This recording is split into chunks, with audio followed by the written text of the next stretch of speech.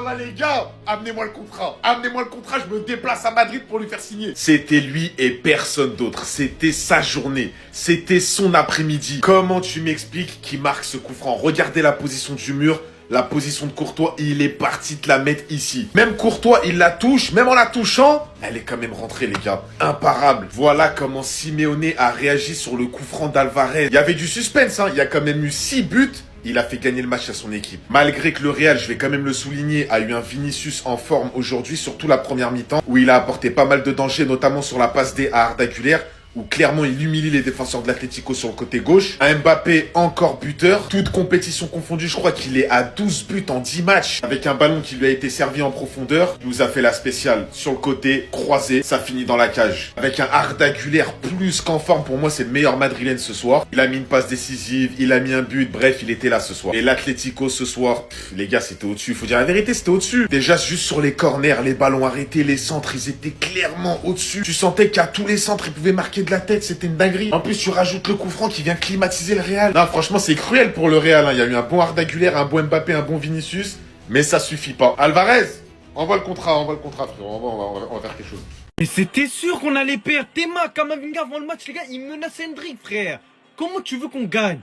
Y a rien qu'à aller, les frères. C'est trop. Première défaite du Real Madrid, les gars, pour cette saison. La manita que vient de nous mettre l'Atlético de Madrid. Griezmann qui avait pas marqué pendant 22 matchs de suite, les gars, et qui vient de le faire face au Real Madrid. On aura tout vu. On aura tout vu, les gars, et c'est que le début de saison. Ce qui m'a le plus étonné, les gars, c'est que dans ce match où normalement il y aurait dû avoir 4 rouges, et ça m'aurait même pas étonné, t'as vu? On en a eu 0. Alors là, la plus grande réussite du match, les gars, c'est d'avoir fait que les 11 joueurs sur le terrain, il y en a aucun des 11 qui est sorti. Tout le monde qui est en train de nous tailler sur le fait que, les gars, que si on n'a pas de pénalty, on n'arrive pas à gagner. Et qu'est-ce qu'on peut dire à ça? Encore une fois, les gars, le Real Madrid, il est touché par la haine. Il est touché par des joueurs, les gars, qui ne font pas le nécessaire. Jude Bellingham, les gars, n'était pas à la hauteur d'un match comme ça. Et ça me fend le cœur. Comment c'est possible? On pensait que son retour, les gars, il était définitif ou pas, qu'il était guéri. L'ancien, les gars, il doit se reposer encore. Les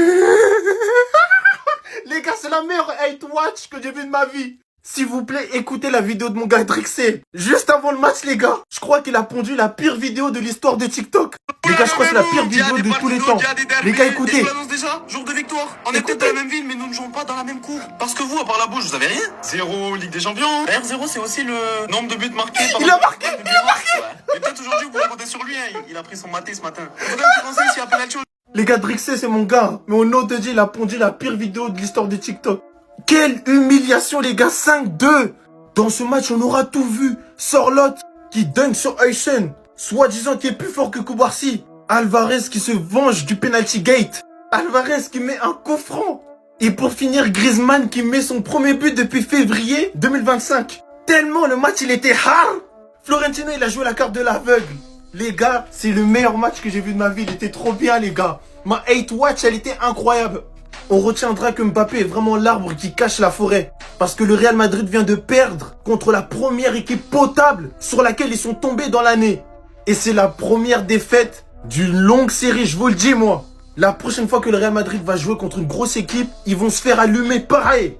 Dites-moi ce que vous avez pensé de cette hate watch, parce que moi, je me suis grave amusé. Je me suis putain d'amusé. C'était Jorginho du Brasil, on s'attrape. Bow! Elle va se terminer quand cette saison 2024-2025? On est en 2026 bientôt et je vois les mêmes matchs depuis 1 an et demi. Les mêmes changements bizarres, les mêmes changements tactiques incohérents, les mêmes matchs où tu te fais manger dès que tu affrontes une équipe potable. Mais quand est-ce que ça va s'arrêter? Le match, c'est une honte totale. Tu te prends des buts, mais... Le niveau défensif de cette équipe du Real, on a recruté 3 défenseurs, on pue toujours la merde. Mais comment c'est possible? À un moment donné, il y a des choses, des bases du football que ces joueurs ne comprennent pas, je crois.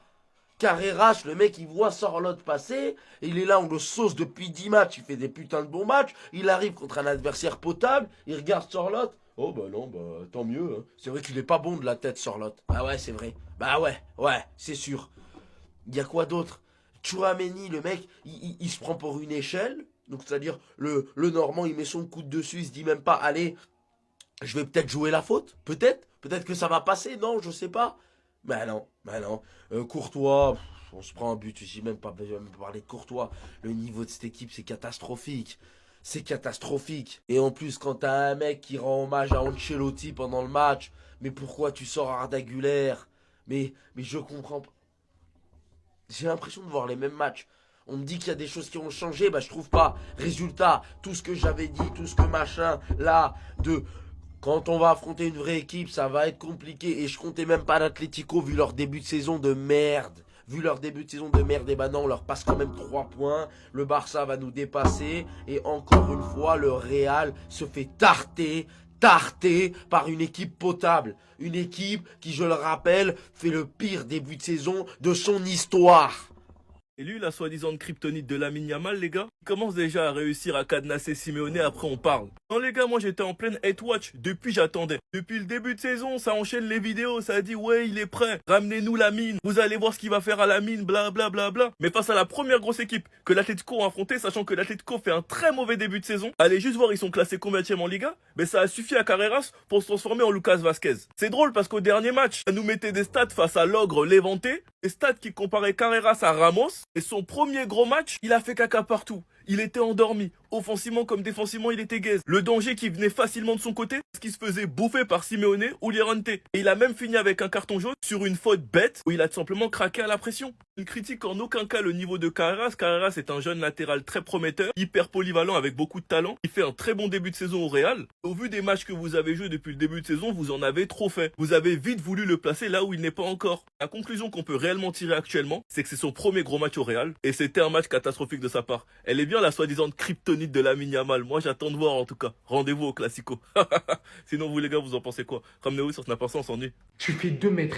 Alors là, installez-vous bien. Toi, la Grinta, ça suffit plus. Là, il y en a beaucoup là. Tu fais 2 mètres. Les ressorties de balles, c'est bien cool. Comment tu te fais dunker dessus? Comment tu m'expliques que tu te baisses dans un centre aussi important? Alors qu'on sait forcément que l'Atlético Madrid, sur les coups de pied arrêtés, ils vont en profiter, ils vont jouer un max sur ça. Les centres, les coups francs, accompagnés de ton collègue parce que vous avez décidé de faire ça tous ensemble aujourd'hui. C'est éclater tous ensemble et fort tous ensemble, c'est ça? C'est de montrer aux yeux du monde entier vos faiblesses d'un coup comme ça? La Grinta, ça marche plus. La Grinta, ça marche plus, frérot. J'ai pas pris une seule parole, un seul mot en ton égard depuis ce début de saison. Ta saison, pour l'instant, c'est catastrophique. Je veux bien comprendre que changement, peut-être que tu n'arrives pas à te trouver dans le système de Xabi Alonso. Avant, tu es aidé par les tirs. Tu prends plus aucune initiative sur ce fait. Avant, tu arrives à faire progresser le jeu de l'équipe via tes passes. On voit rien. Heureusement que Arda est là pour faire cela. Militao est sorti parce qu'on dirait qu'il est blessé. Ça, c'est un classique, ça. Voilà, on se prend un score, bien évidemment. D'un coup, ils sont tous blessés. Mais alors lui là, et ses changements, et son manque de prise de responsabilité quand tout va mal, ils m'ont tous, mais alors tous déchiré aujourd'hui. Je suis tout simplement dégoûté, dépité de ce vrai premier test après le Paris Saint-Germain. Vous voyez Xabi Alonso, si on baisse son pantalon, bah je suis sûr il a pas de zizi. Il a pas de zizi les gars, il a pas de couilles. Que tu veuilles tester des choses, il y a pas de souci. Mais quand tu vois que ça marche pas, repasse sur tes classiques. Et à un moment donné, tu nous bassines avec la méritocratie, mais comment tu m'expliques que c'est le premier joueur à sortir du terrain alors que c'est le meilleur sur le terrain? Tu le vois bien, on va pas lui tomber dessus. Mais tu le vois qu'il a pas de rythme. Tu le vois très bien. Bellingham était blessé, il revient petit à petit. Tu peux le tester titulaire, ça me dérange pas. Mais quand tu vois qu'il a pas les limites, tu le retires. Je sais que t'as pas l'expérience, je sais que t'es pas encore un grand coach, mais s'il te plaît, reste sur tes formules qui fonctionnent. Laisse-nous avoir de la continuité. Ce qui m'énerve, c'est que je suis obligé de te cracher dessus, alors que ta compo, elle était bonne, on l'a vu face à Levante, ça marchait très bien. Mais vraiment, la plus grande interrogation, ça restera Arda Güler à la 59e. Et l'entrée de Gonzalo Garcia à la 89e. Alors franchement, celle-là, j'ai rien compris. Ça sert à quoi en fait? Il va faire quoi en 2 minutes?